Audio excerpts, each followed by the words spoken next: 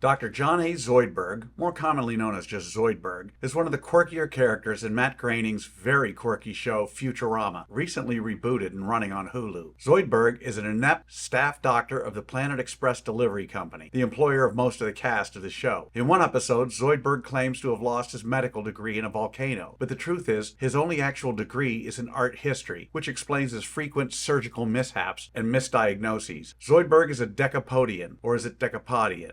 Either way, he comes from the planet Decapod 10. He's a crab-like alien species with claws for hands and a nose that resembles a four-fingered cartoon hand, and the need to occasionally shed his exoskeleton. A few other facts about Zoidberg. He may be a fan of Scooby-Doo, as in one episode he says, "Well gang, it looks like we have another mystery on our hands," a catchphrase of Fred, the driver of the Mystery Machine. He's been shown to cough up colorful beads like pearls after eating copious amounts of dirt, which could be sold to make money. Speaking of eating, Zoidberg has been shown to eat just about anything, including flags, frisbees, clothes, chess pieces, even toilet paper.